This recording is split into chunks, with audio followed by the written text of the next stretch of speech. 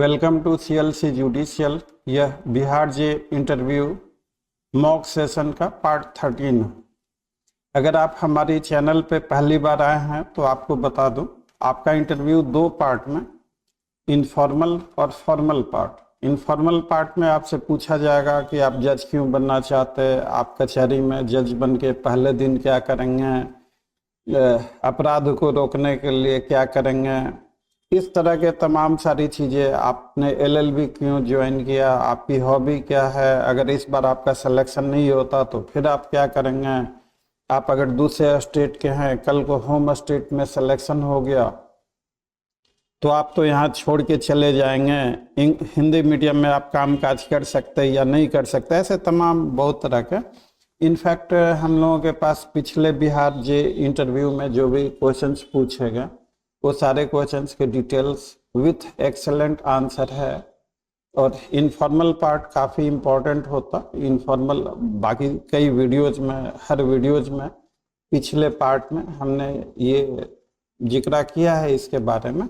Informal part को ignore करना कभी भी समझदारी नहीं हो सकती। बाकी आप इग्नोर करेंगे तो आपको पता ही है 35% रूल। आप चाहे मेंस के टॉपर भी क्यों ना हो, आपको 35 से कम दे के आप बाहर हो जाएंगे। इस पे हम लोगों ने बहुत सारा डिस्कस किया, आप सारे वीडियोज एक एक करके देखिएगा। उसके बाद फॉर्मल पार्ट शुरू होता है। फॉर्मल पार्ट में आपके रेगुलर सब्जेक्ट के question, consti, IPC, procedural, contract tort, family law, TP, ऐसे तमाम सारे क्वेश्चंस होते हैं। 10 से 12 मिनट का आपका इंटरव्यू होता है। आप बस इतना ही समझ लीजिए कि वो जो 10 से 12 मिनट का जो पीरियड है वो आपके लाइफ के लिए काफ़ी क्रूशियल है। आपको कुछ ज़्यादा नहीं करना है। इंटरव्यू का कोई भी रॉकेट साइंस नहीं होता, बहुत ही सिंपल। आप इंटरव्यू कभी इस चीज़ से तय नहीं किया जाता कि आपने कितने सही जवाब दिए, कितने गलत जवाब दिए। अगर आपने सही जवाब दिए तो किस तौर तरीके से दिए, और गलत जवाब दिए तो उस समय आपका तौर तरीका क्या था, आपका फेशियल एक्सप्रेशन, बॉडी लैंग्वेज, ये सारी चीज़ें भी बहुत हद तक मायने रखती हैं। हमने अपने एक्सपीरियंस से देखा है, जिस कैंडिडेट ने इंटरव्यू 5-6 सवाल, उसके अधिकतर सवाल गलत हो गए, सवालों के जवाब गलत हो गए, लेकिन फिर भी उसको अच्छे नंबर आए। हमने ये भी देखा है कि अक्सर उसने सवालों के सही जवाब दिए फिर भी उसके नंबर कम आए। तो इंटरव्यू में the way you present yourself, the way you answer, ये सारी चीज़ें झलकनी चाहिए। तो हम लोग इसके लिए आपको नंबर 1 की जो प्रीवियस बिहार इंटरव्यू में, बिहार जे के इंटरव्यू में जो सारे क्वेश्चन पूछे गए सब्जेक्ट वाइज, उसकी तैयारी कराते, मॉक सेशन देते, 1-to-1 personal session informal part का देते, सब्जेक्ट वाइज इंपॉर्टेंट क्वेश्चन। अगर आप देखिए, ये मान के चलिए कि अगर कोई सवाल आपसे पूछा जाए और अगर आप थॉरो नहीं है तो उस सवाल का जवाब आप कभी भी नहीं दे सकते, चाहे एक मॉक की बजाय आप लाखों मॉक कर लीजिए। सवाल का सही जवाब देने के लिए उस टॉपिक से आपको गो थ्रू थॉरो होना पड़ेगा। तो हम लोग क्या करते हैं कि सारे बच्चे जो इंटरव्यू के हैं उनकी तैयारी अच्छी है, तो हम लोग थोड़ा सा उसमें डिस्कशन कर देते हैं कि क्वेश्चन थोड़ा बाएं दाएं भी हो तो भी कवर हो जाए। कैंडिडेट को बोलने का मौका देते, अगर उसका गलत आंसर है तो सही आंसर क्या होगा, ये सारी चीज़ें गाइड करते हैं। और वही ये कॉन्स्टी अभी चल रहा है हम लोगों का, कॉन्स्टी के इम्पोर्टेंट क्वेश्चन के मॉक जो कल हुए थे वो आपके लिए हाजिर है। आप इसे देखिए, इसका लाभ उठाइए। अगर आप हमारे साथ जोड़कर अपने सपने को साकार करना चाहते तो 9262810582 पे अपना नाम बिहार जे इंटरव्यू लिख के हमें व्हाट्सएप कर दीजिए। और अगर आप कैंडिडेट नहीं हैं तो आपकी जानकारी में जो कोई भी कैंडिडेट है उन तक इस वीडियो को पहुंचा दीजिए। तो आइए देखते हैं part 13 of the interview.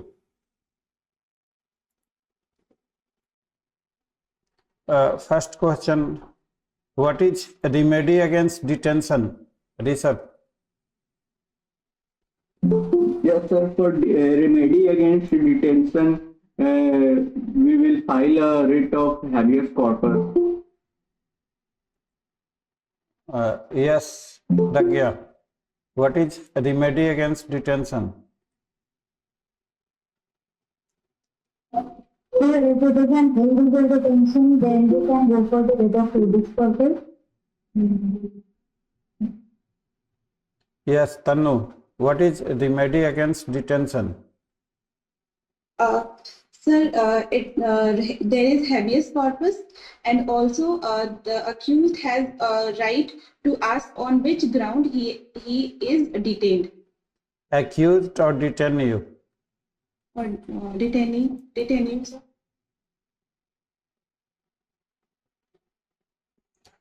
Yes, Prashant Kumar Priyadarshi. Yes, sir. Sir, detainee have a right to approach the Honorable Supreme Court of India under Article 32. And the second option is, sir, to approach the National Human Rights Commission. एक चीज आप लोग गलत कर रहे हैं, पहले बोलेंगे कि if detention is illegal then, अगर if detention is legal, like he has been detained and arrested, arrest also includes detention or not? Yes, sir. Arrest में is the detention or not? तो नोट कीजिए copy में। हम लोग बहुत सारे ये कन्वेंशनल मॉक जो चलता है या जो अब तक चल रहा है हर जगह हर एग्जाम में, कि वो एक तरफा क्वेश्चन पूछता है, क्वेश्चन का जवाब नहीं बताता। मैं इस प्रैक्टिस को एक सिरे से खारिज करता हूँ। जवाब पूछना, सवाल पूछना और जवाब नहीं बताना मेरे को किसी भी एंगल से ही अच्छा नहीं लगता। जैसे हमने आपसे सवाल पूछा, अब उसका जवाब भी मैं बता रहा हूँ, थोड़ा बहुत डिस्कस भी कर रहा, तो थोड़ा क्वेश्चन बाएं दाएं भी होगा तो कवर हो जाएगा। नंबर 1। नंबर 2, आपका मॉक यूजलेस है, वेस्टेज ऑफ टाइम है अगर सवालों के जवाब ना दिए जाएं तो। मतलब मेरी बातों पे आप मत जाइए आंख बंद करके। क्या ऋषभ, अगर मॉक में सवालों के जवाब नहीं मिलते हैं तो ऐसे मॉक का कोई यूज, कोई पर्पस, कोई जस्टिफिकेशन? No sir. तो मॉक जब भी हो, जहां भी हो, तो जो सवाल पूछा जा रहा है उसका एक्सीलेंट और परफेक्ट आंसर देना बहुत जरूरी है। This is number 1।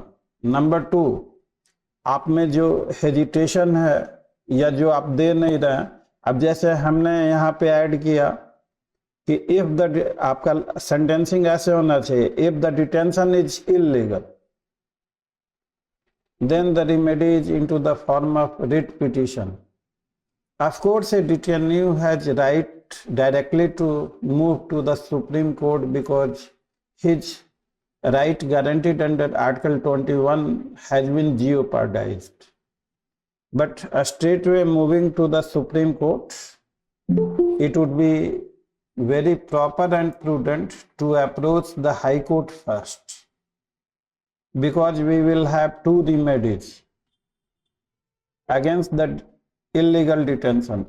तो पहला सेंटेंस कि if the detention is illegal, फिर वो आपसे जैसे ही आप कहेंगे if detention is illegal, अगर फिर वो कहेंगे अगर डिटेंशन लीगल है तो तब क्या करेंगे? If detention is legal means man has been arrested, तो arrested है तो क्या करेंगे? Bail. Bail application. I'll move the bail application. So is this okay, this portion? Remedy against detention. Yes, sir. अच्छा, अब now what is relationship between DPSP and fundamental right? Yes, Rishabh. Sir, the relationship relationship between fundamental right and directive principles is very well explained in the case of Minerva Mills versus Union of India, it is stated that the fundamental goals which we want to achieve is given in the directive principles, and fundamental rights are the means to achieve that goal. And fundamental rights are justiciable in the court of law, but while directive principles are not justiciable in the court of law, but they are mutually interdependent. What do you mean by justiciable? Sir, justiciable means if the particular given right is breached, we can approach High Court or Supreme Court for its enforcement, like in the case of fundamental rights. But while in the case of directive principle, the state may in some case violate that right mentioned in the directive principle.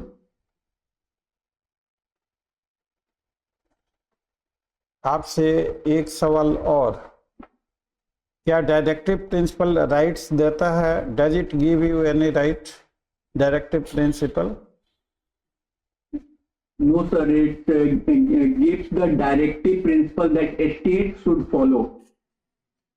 So a state has to follow. Can a state be compelled?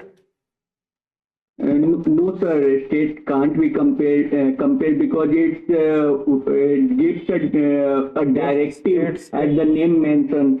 It's non-justiciable. Yes, sir. Non-justiciable means court cannot intervene. Yes, sir. Court cannot enforce it. Yes, sir. So these are the principle of policies which are fundamental in governance of the country. Yes, sir. तो ये एक line आपने थोड़ा सा गलत हो गया आपका, उसको चेक कीजिए कि DPSP does not give you any right. Okay. DPSP also does not force the state to follow it. These are ideals. अब हम लोगों को पढ़ना चाहिए, ये हम लोगों की पॉलिसीज है। तो एक DPSP is the constitutional obligation, constitutional morality. This is conscience of the government. बहुत सारे नामों से इसे नवाजा गया है, बहुत सारी चीजें इसके बारे में बताई गई। मैं अभी कल कोई मॉक वगैरह देख रहा था, सारे बच्चे लोग ध्यान से सुनिएगा, मैं आई एम जस्ट रिपीटिंग। तो उस मॉक में पूछा गया कि वैसे ही समय था मेरे पास, मैं कहीं बैठा हुआ था तो आ गया मेरे पास। मैं वैसे देखता ही नहीं, टाइम ही नहीं होता मेरे पास, अपना तो संभलता नहीं, दूसरे का क्या देखेंगे। तो उसमें पूछा गया कि PM मोदी को गणेश पूजा के अवसर पर CGI के द्वारा इनवाइट करना क्या सही था? तो कैंडिडेट भी बता रहा और जो इंटरव्यू ले रहे थे वो भी बेचारे कर रहे, वो कोड ऑफ कंडक्ट की और प्रेसिडेंस की बात कर रहे हैं। लोगों का भरोसा खो ये होता है, लोग संदेह की दृष्टि से देखते हो, तमाम सारी चीजें चल रही। मुझे बड़ा फील हुआ। आप बताइए, एक हाईकोर्ट जज आपका, एक हाईकोर्ट के जज साहब आपका इंटरव्यू लेंगे। अब हाईकोर्ट के जज साहब को CGI का कोड ऑफ कंडक्ट आप बताएंगे? क्या ये डिसेंसी शालीनता होगी? इसके भी दो पक्ष हो जाते हैं कि भाई डरपोक है, चापलूसी करता, बोलता नहीं। और एक समझदारी भरा पक्ष ये भी हो सकता कि भाई थोड़ा हिसाब किताब से हाई कोर्ट के जज साहब आपका इंटरव्यू लेंगे और उनके सामने CGI के कोड ऑफ कंडक्ट के बारे में बोलना समझदारी नहीं होगी। दो पक्ष इसके भी हो सकते हैं।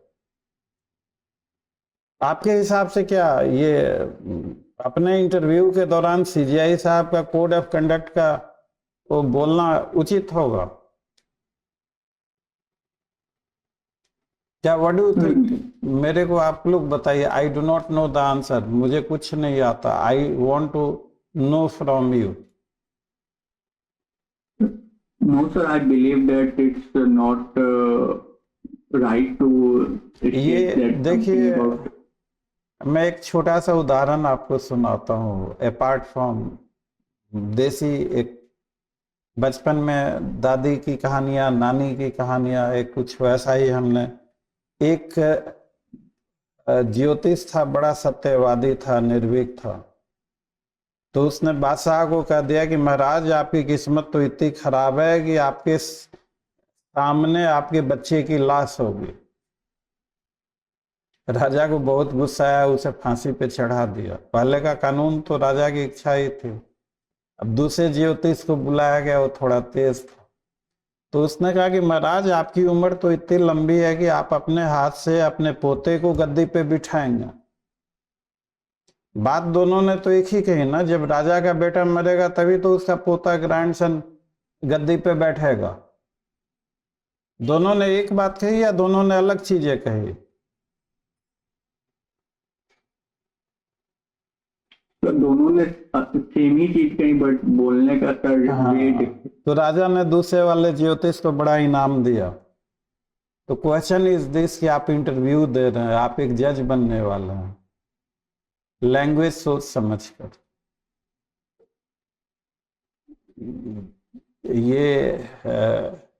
ये किसी को भी अच्छा, देखिए अभी आप जज बनने नहीं, आप बनेंगे अगर सक्सेसफुल हुए तो।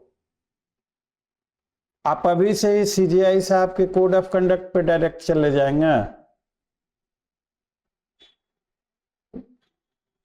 तो क्वेश्चन इज दिस, अगर आप में से कोई डिफर करता है इस बात पे, मेरे हिसाब से ये तो प्रॉपर नहीं है कि इंटरव्यू के दौरान सीजीआई साहब के कोड ऑफ कंडक्ट की चर्चा करें। मेरा ये विचार है। आई मे बी रॉन्ग, हर चीज के दो पहलू होते हैं। जहां तक मैं समझता हूं दिस इज नॉट गुड। तो आखिर अब आंसर आपको देना है तो आप क्या आंसर देंगे ऐसे सवालों का?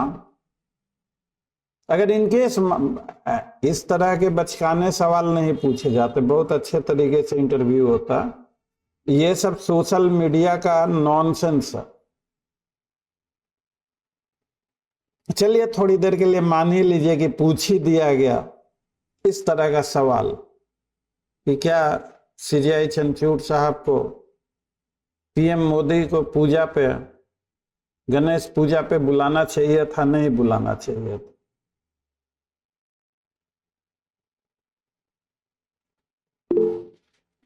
Yes Rishabh. Sir, I believe that the invitation was a very personal meeting, and in our constitution also nowhere bars that a CGI cannot call the PM or the head of government in his personal capacity. चलिए yes Tannu Kashyap. Sir, I think, sir, CGI Chief Justice the D.Y. Chandrachud, he is apart from this CGI, he is also a human being. He is allowed to make to call anyone in his home or anywhere.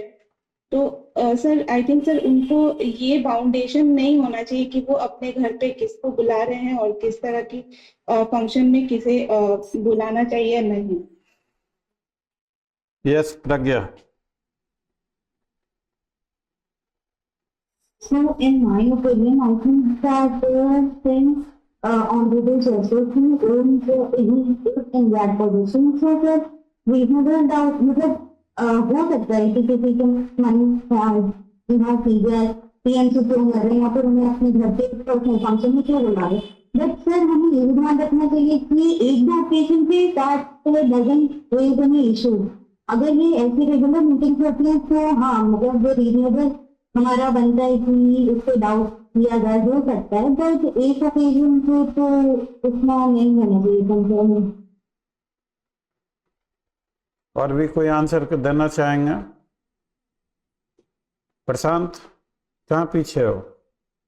Yes sir बोलो, try करो। Yes sir honourable CGI को काफी सारे अपना individual right है constitution में sir, तो हमें इंटरफेयर नहीं करना चाहिए सर। वो अपना बेटर जानते हैं कि वो किस परिस्थिति में इस तरह का डिसीजन। Anyone else? क्या आप सभी लोग सीजीआई के एक्ट को जस्टिफाई नहीं कर रहे? आप सभी लोग सीजीआई के एक्ट का जस्टिफिकेशन कर रहे हैं?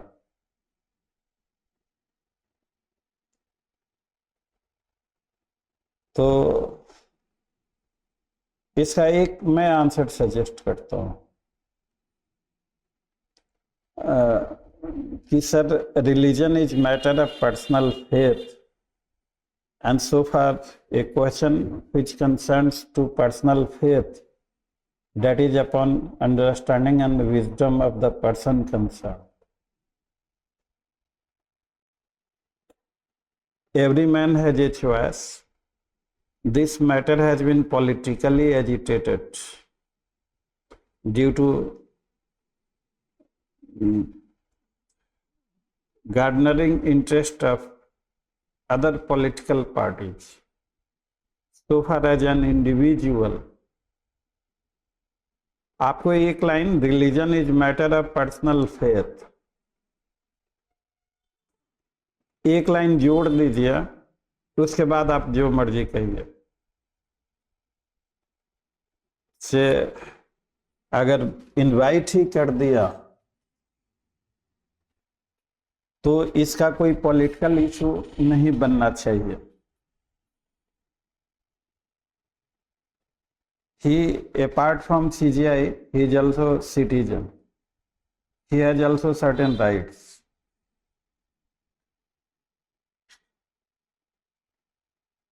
तो कॉन्स्टिट्यूशन वगैरह नहीं बताना है वहां पे कि कॉन्स्टिट्यूशन डज नॉट प्रिवेंट।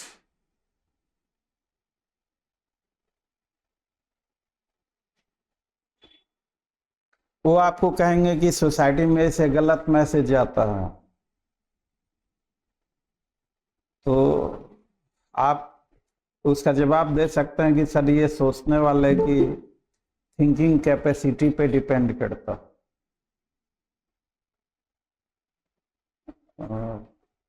मतलब आपको अपना डिसिप्लिन वे दिखाना है। हम एक छोटे लेवल के जज बनने जा रहे हैं, एंट्री करने जा रहे हैं, पता न कर पाएंगे, नहीं कर पाएंगे। और डायरेक्ट हम बात करें सीजीआई की, तो ये कहीं से भी डिसिप्लिन या मैच्योर अप्रोच नहीं लगता। तो ऐसे सवालों के instead of giving direct answer either by this way और दैट वे, एक स्मार्ट आंसर कि आप उस पर कम बोल रहे हैं। आप इतना ही कि sir it's matter of personal faith, I don't know why political parties are creating much hype about, even if he has invited PM for on the occasion of Ganesh Puja, I don't think it has any wrong. आप कह सकते हो, आप CGI को वहां criticise नहीं करना है आपको।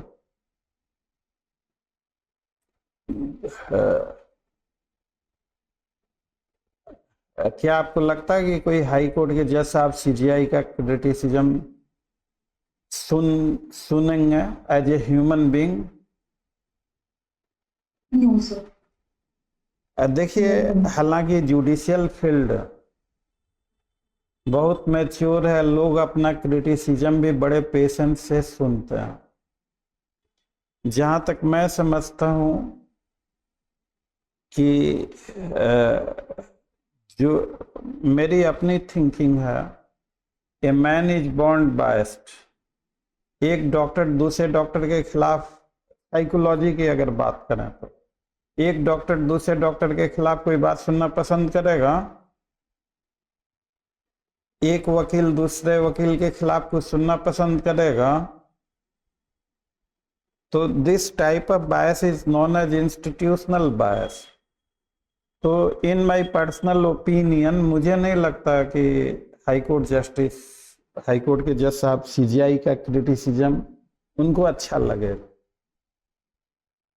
आप अगर कोई ऐसी चीज बोलें जो उन्हें अच्छा ना लगे तो अंजाम खुदा क्या होगा? आप जानबूझकर कोई ऐसा जवाब दें जो उनको अच्छा ना लगे तो फिर उसका अंजाम क्या होगा? बताओ प्रशांत। इरिटेशन होगा सर, वो 35। हाँ, तो अब पता नहीं इरिटेशन कितना और किस तरह का होगा। तो it's never wisdom, it's never. और मैं इसीलिए कहता हूं कि इस तरह के सवाल जो कि किसी भी तरह से रेलिवेंट नहीं है, अब यूट्यूब पे हमारा भी वीडियो जाएगा, पता नहीं कहीं से अब कहा नहीं जा सकता है। उम्मीद तो कम है कि ऐसे क्वेश्चन नहीं पूछने चाहिए, लेकिन अगर फिर भी इनकेस पूछा जाए तो आप इसके लिए तैयार रहिएगा। अगर कन्फ्लिक्ट हो एफआर और डीपीएसपी में तो कौन प्रिवेल करेगा? तो फंडामेंटल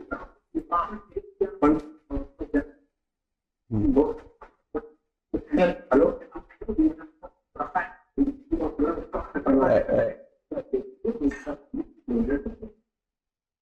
चलिए next question, what is executive power?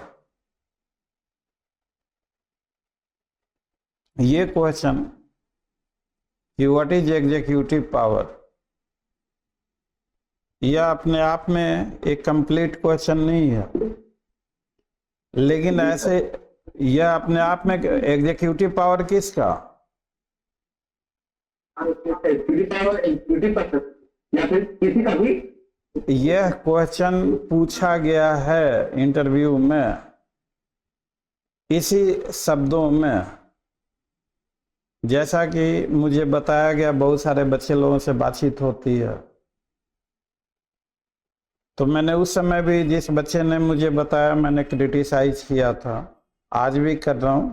लेकिन इस तरह के क्वेश्चन पूछे जाते हैं, आप इस तरह के क्वेश्चन के लिए तैयार रहिए। अगर ऐसा इस तरह का, तो आप ये कह सकते हैं sir executive power of president, तो कहेंगे यस। तो उसके बाद आगे बताइए what is the executive power of president?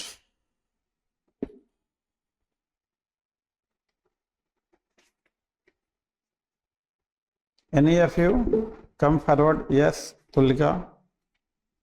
Sir, executive power of president is given under Article 53, where Oh, that is the executive power of the president or the union?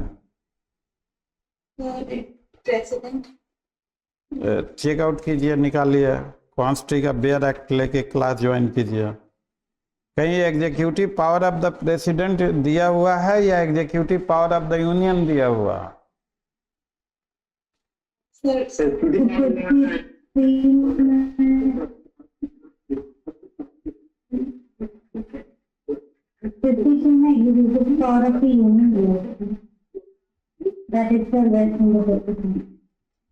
तो ये तो है कि executive power of union has to be exercise through the president.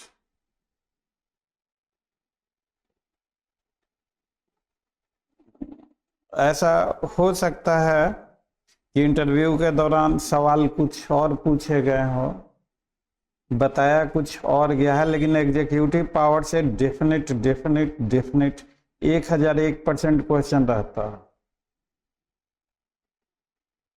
तो दो article है, एक article 53 है और दूसरा है article 73।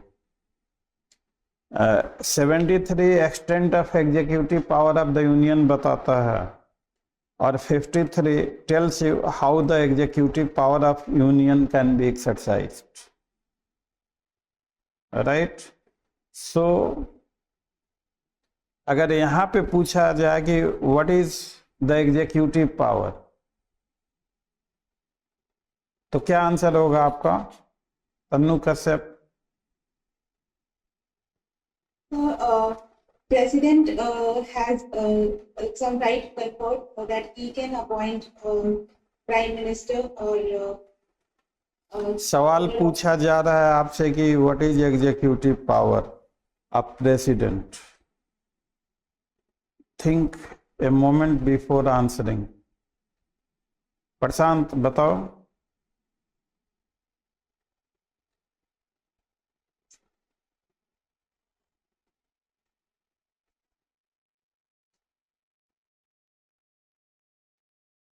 Any of you? Yes Pragya बताइए.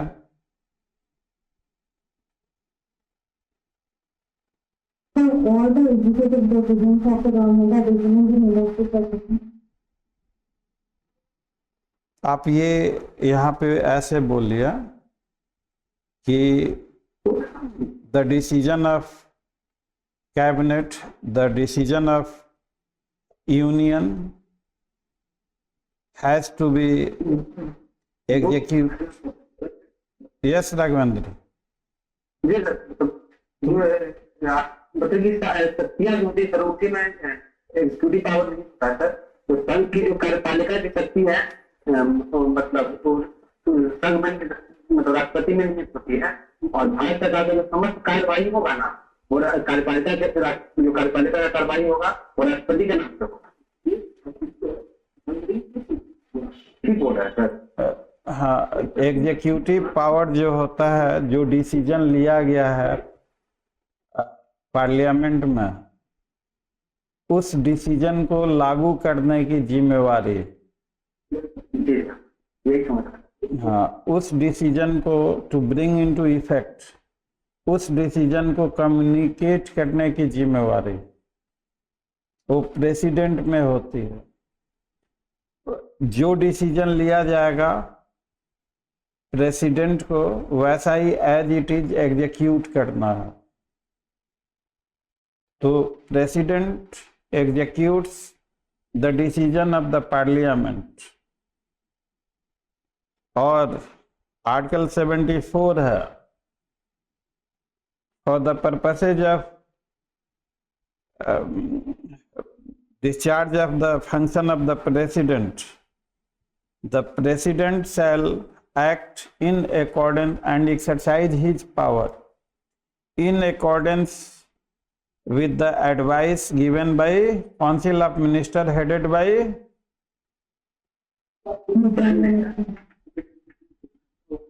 Can president ignore aid and advice given by council of minister headed by prime minister? No, sir. If president ignores, he can be held violating the constitution and he can be impeached even. President का impeachment कौन से ground पे हो सकता है? by 74 में आप लोगों को पढ़वाना चाहूंगा. यहाँ पर एक वर्ड शैल इस्तेमाल किया हुआ है.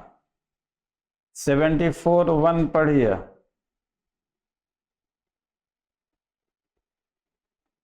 पढ़वाना इसलिए चाह रहा कि आपको याद रहा. This is mandatory for president. He has no choice.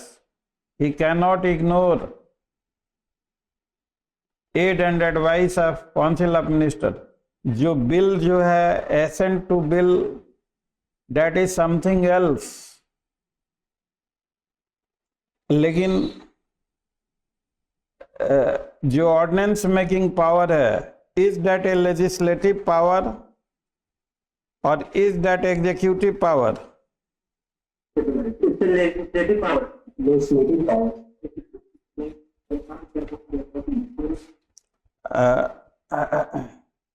तो क्या can president exercise this power on his discretion? No, sir. Normally, जब whatever the decision of parliament is to be taken, that has to be taken on the floor. लेकिन एक परंपरा चलती आ रही है, चूंकि जो सदन में जो डिबेट होगा, डिस्कशन होगा, हंगामा होगा, उसके कारण हाउस एडजॉर्न, बिल पास हो पाएगा नहीं हो पाएगा, तो गवर्नमेंट ऑफ द डे एक शॉर्टकट अपनाती है, ऑर्डिनेंस मेकिंग पावर का इस्तेमाल करते हुए प्रेसिडेंट से ऑर्डिनेंस को प्रोमलगेट करवा देती है और अगले सेशन में उसे पास करवाने का कोशिश करती है। तो प्रोसीजर है कि रेगुलर डिबेट और डिस्कशन हो। ये शॉर्टकट अपनाना for the purposes of legislation, it is a type of constitutional fraud. Mains के दौरान आपने पढ़ा होगा 123 में पढ़ा था।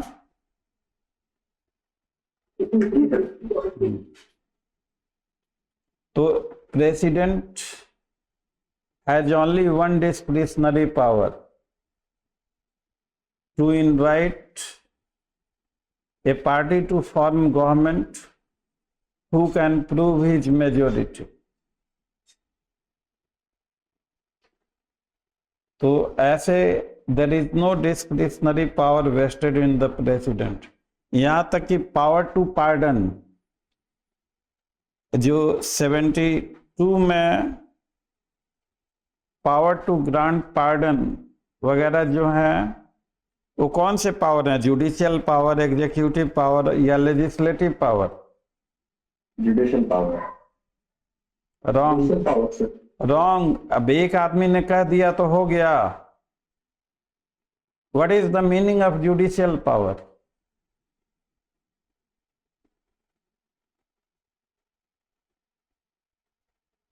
ये पूछा गया है खूब question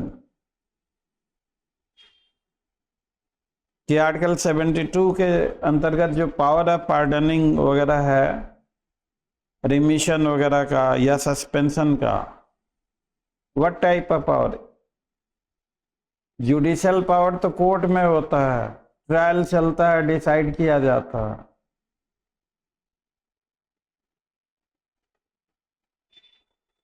Sir, I think it's a special privilege enjoyed by the. This is a special privilege और दिस इज एग्जीक्यूटिव पावर। ये कौन से हेड में दिया हुआ है? आर्टिकल 72, आर्टिकल 72 जो चैप्टर 1 के अंतर्गत ये आर्टिकल है। तो this is executive power, it's not judicial power. Article 123 chapter 3 के अंतर्गत दिया हुआ है। Article 123 ordinance making power is the legislative power of the president. लेकिन प्रेसिडेंट वही ऑर्डिनेंस प्रोमलगेट करेगा which has been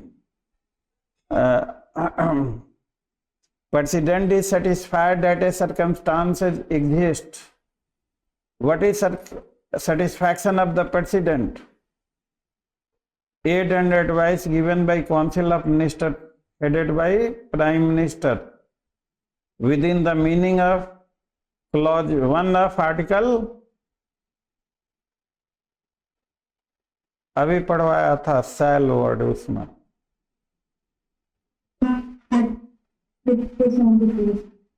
73 और 74। अब हमें नहीं पता, आप चेक कीजिए। 73 74 नहीं होना चाहिए। Be lucid, be clear. What do you mean by promulgate?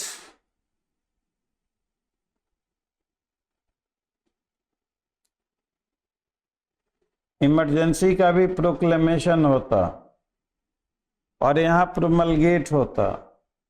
Is there any difference between promulgate and proclaim?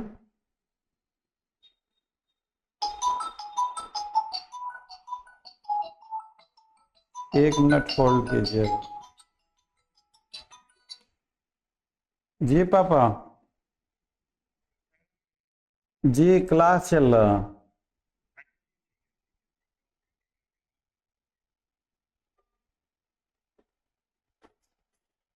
Promulgate और प्रोक्लेम में क्या अंतर है?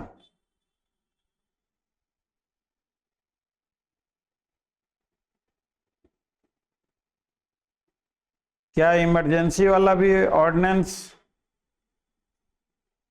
इमरजेंसी डिक्लेयर ऑर्डिनेंस करना पड़ेगा या प्रोक्लेम करना पड़ेगा? नो सर, प्रोक्लेम Proclamation होता है। और ये 123 में प्रोमलगेट है। तो whenever it relates to ordinance, whenever it relates to legislation, the word promulgate is announced.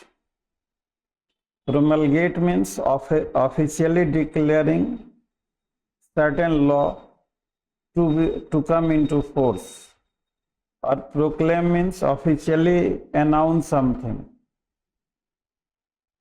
तो इमरजेंसी प्रोक्लेम की जाती है और ऑर्डिनेंस बताइए। promulgate. हाँ, तो ये छोटी छोटी चीजें हैं, ये आपको ध्यान में रखना है। नेक्स्ट क्वेश्चन में देख लूं और क्या पूछा गया है। ये सारे अभी से बाएं दाएं जितने भी कि क्या president always bound to follow the advice of council of minister? Yes, he is bound. आप देखेंगे ये क्वेश्चन और भी पूछा गया है कि इंडियन कॉन्स्टिट्यूशन में अगर कंपेयर किया जाए तो गवर्नर को ज्यादा पावर है या प्रेसिडेंट को ज्यादा पावर है? सर गवर्नर को। बाकी लोग बताइए। सर गवर्नर को ज्यादा पावर। हाउ? सर एक एक्स्ट्रा पावर होता है कि गवर्नर जो है उसको प्रेसिडेंट के पास भी भेज सकता है। बिल को आर्टिकल 200 की आप बात कर रहे हैं। आर्टिकल 200 की बात कर रहे हैं ना? जी सर। देखिए, our president has limitation by virtue of article 74,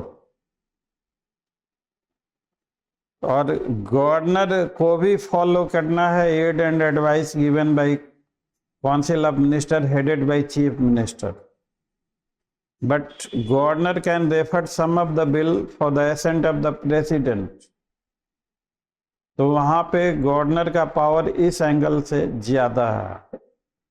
तो कहीं पे गवर्नर का पावर ज्यादा है। अब जैसे pardoning power, so far as concern, तो गवर्नर क्या डेथ सेंटेंस को माफ कर सकता है, पार्डन दे सकता है? No sir. No sir. तो वहां पर गवर्नर वहां पे किसका ज्यादा पावर है? प्रेसिडेंट को। हाँ, तो ये दोनों चीजें आपको याद रखनी है। नेक्स्ट जो क्वेश्चन है, what is pleasure of president?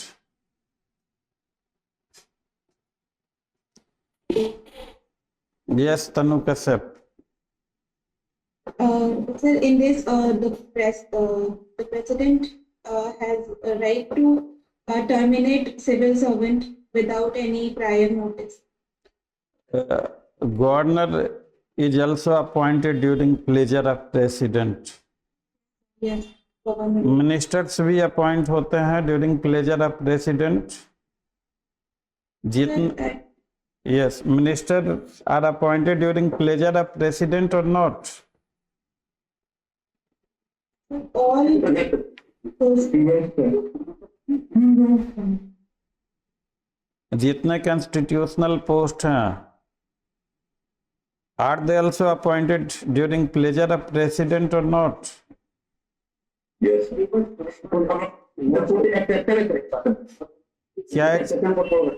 क्या एक्सेप्शन है बताइए?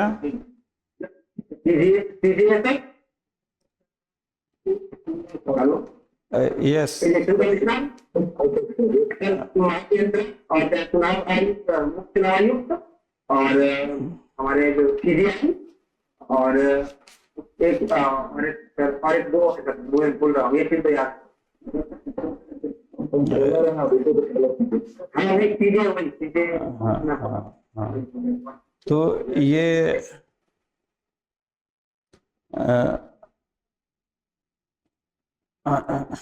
आपका कहना कुछ हद तक ठीक है, और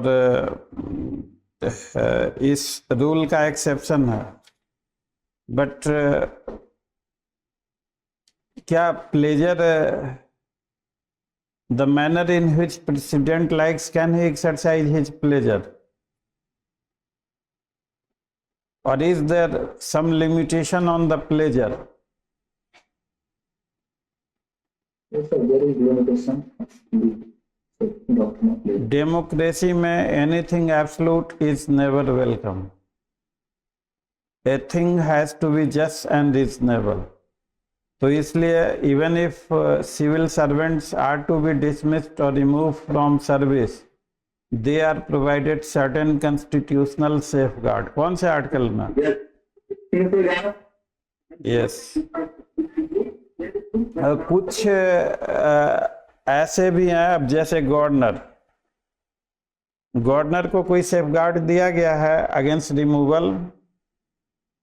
गवर्नर को हटाने के लिए क्या इम्पीचमेंट की जरूरत है? कैसे गवर्नर को हटाया जाएगा?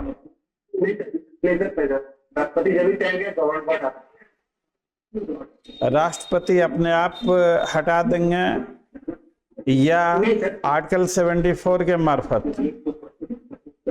आर्टिकल 74 के मार्फत वो काउंसिल चाहेंगे यूनियन के नाम, तो उनके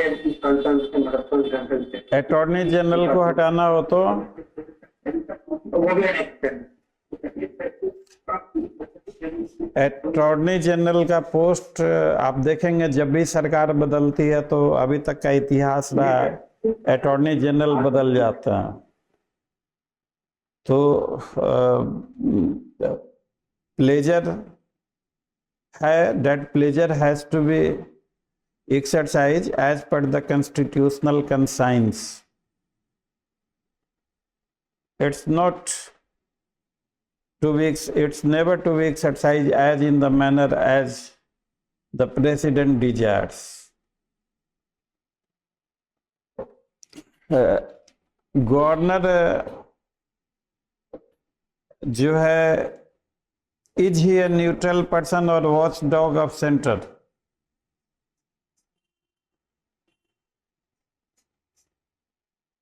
But technically and legally speaking, he is the head of state, so he is supposed to be a neutral person, but in reality, he is the representative of the central government. Yes, Tanu Kashyap. Sorry, sir, I was mistakenly. कोई और आदमी इसको जवाब देना चाहेंगे?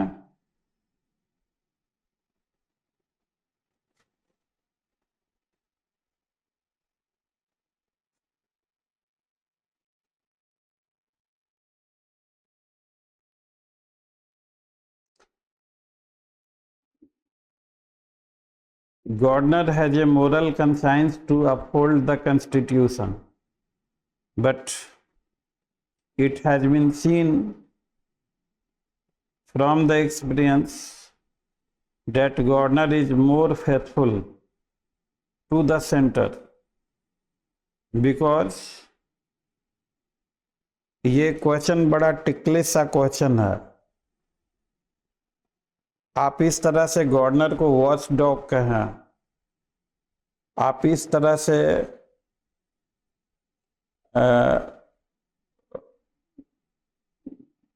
Governor पे आरोप लगाएं कि he is the agent of the centre, तो यह एक तरह से गवर्नर को ब्लेम करना हो गया। तो आपका ये आंसर होना चाहिए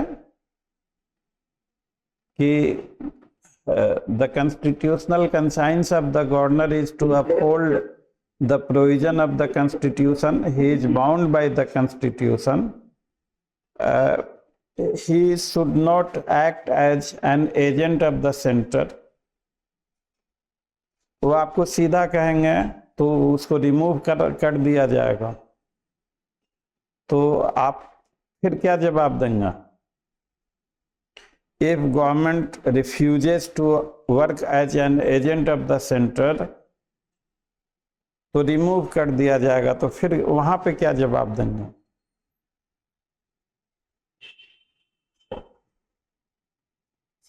ये सर हो देंगे यूनियन मतलब राष्ट्रपति और यूनियन संघ सरकार कार्यपालिका के विधेयक पर और संविधान में आप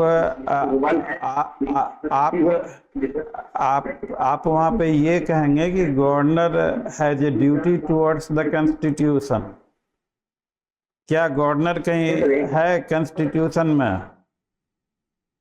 governor has a duty towards the constitution. He should not fear his removal.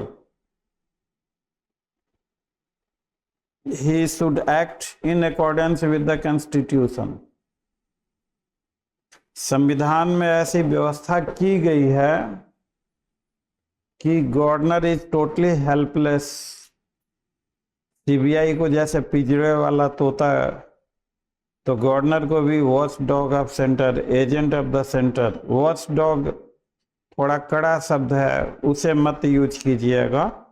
An agent of the centre आप इस्तेमाल कर सकते हैं कि ये देखा गया है, but governor should act in accordance with the provision of the constitution. His constitutional conscience is to uphold the provision of the constitution. He should act as per the norms provided by the constitution. ये how CAG can be removed?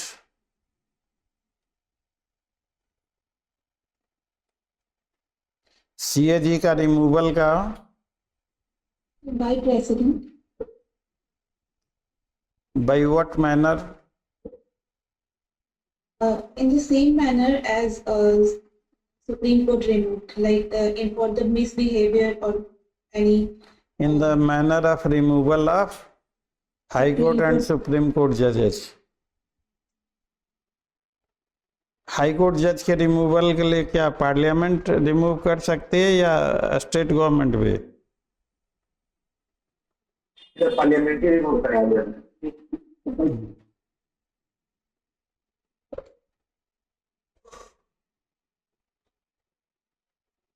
और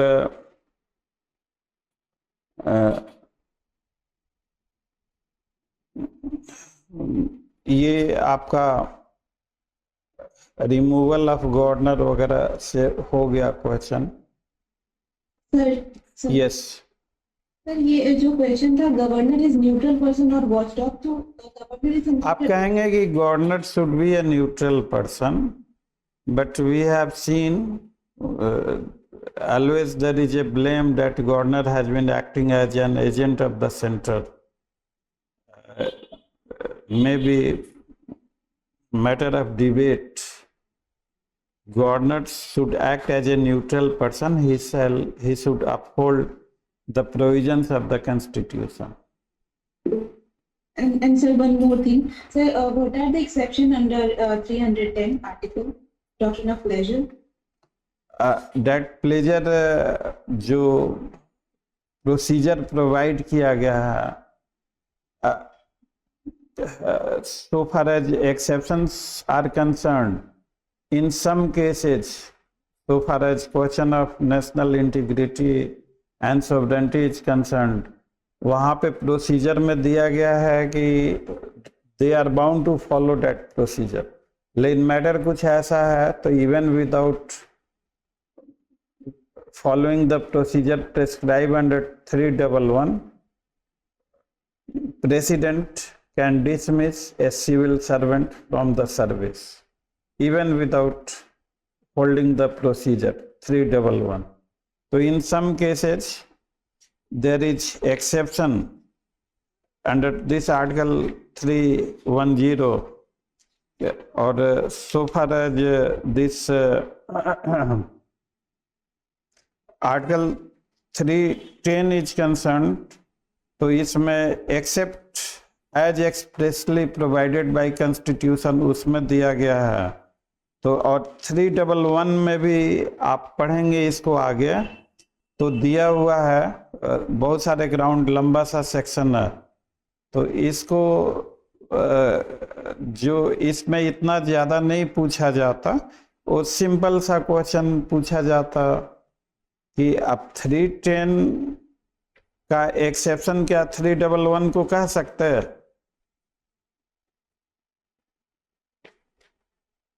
yes Prashant Kumar Priyadarshi. Yes sir, कह सकते हैं sir. तनु 310 का exception article 311 को कह सकते हैं? Yes sir, because क्योंकि 311 में कुछ the grounds दिए हुए हैं, कॉन्स्टिट्यूशनल सेफगार्ड दिए हुए हैं। safeguard principles। हाँ, तो इसलिए because of Article 311, the pleasure provided under Article 310 is not absolute. Absolute pleasure केवल इंग्लिश मुनार को ही है, लेकिन वहां भी कभी इसको एक्सरसाइज नहीं किया गया, right?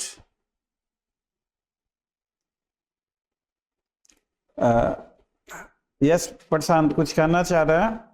Yes sir, yes sir जी सर। यदि जो क्वेश्चन वहाँ पे रेज होता है कि whether government should be appointed और इलेक्टेड, देन तो क्वेश्चन इज दिस, हमारा जो कॉन्स्टिट्यूशन कहता है उसी के हिसाब से हम काम करेंगे, या we will tell them a different procedure other than the constitutional procedure?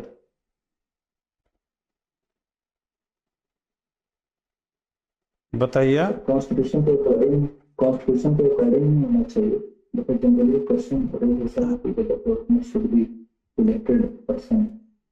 अगर गवर्नर इलेक्टेड, देखिए ये जो लोग इस बात का हवा फैला रहे हैं ना, बहुत सारे बेसिर पैर की क्वेश्चन, एक रूमर्स का दौर गर्म होता है। आप गवर्नर को इलेक्ट करेंगे तो प्रेसिडेंट का डायरेक्ट इलेक्शन होता या इनडायरेक्ट इलेक्शन होता?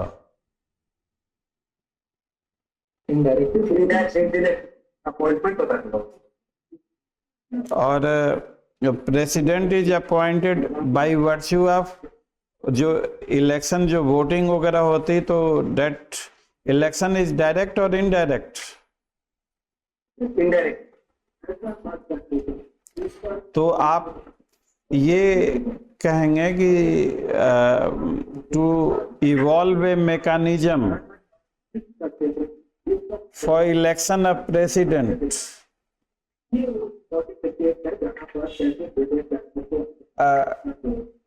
राघवेंद्र आपकी माइक से आवाज आ रही है, म्यूट कर दीजिए। हाँ, गवर्नर शुड बी इलेक्टेड और nominated. Is this your question Prashant? Yes sir.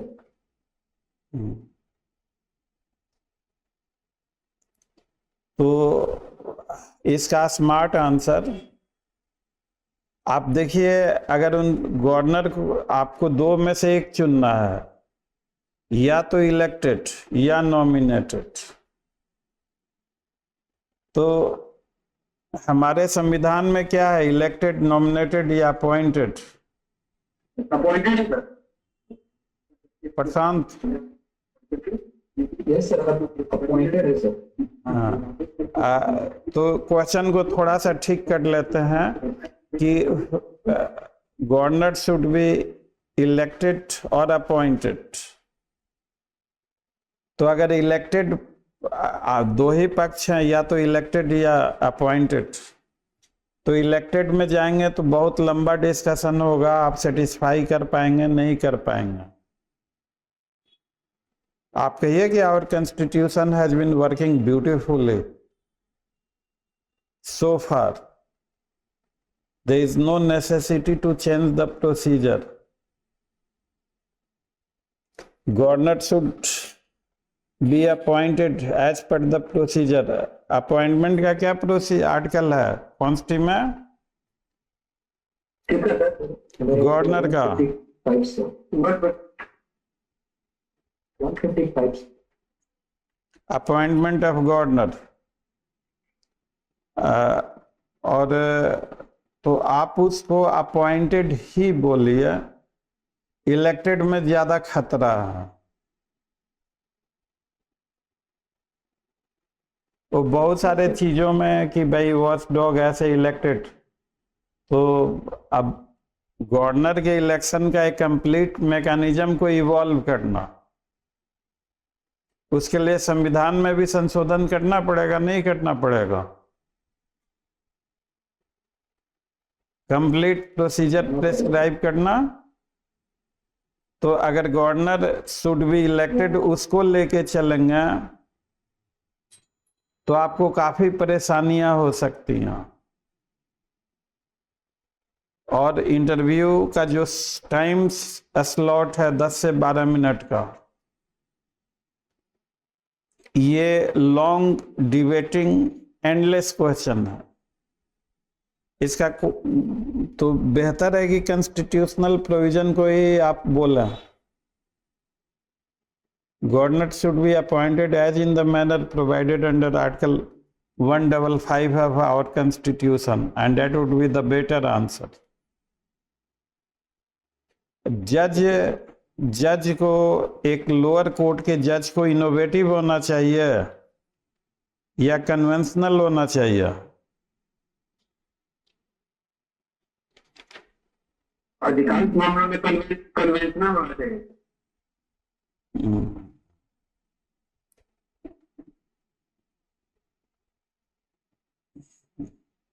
तो गवर्नर का सो फार जो अपॉइंटिंग प्रोसीजर है, he is to be appointed by the president by warrant under his hand and seal.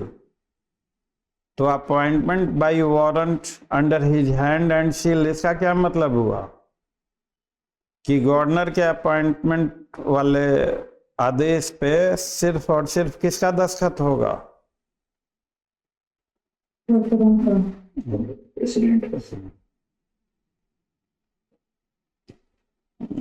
Anything else इसके अलावा?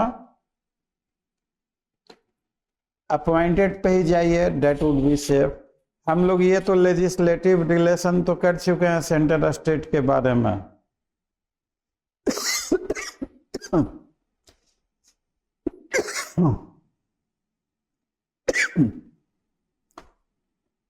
कॉन्स्टी के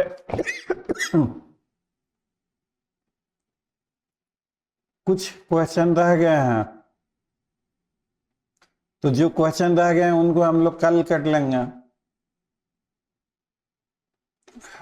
उनको बाकी को तैयार कर लीजिएगा, बाकी कल देखते हैं इसको, ठीक है? तो good night, see you tomorrow.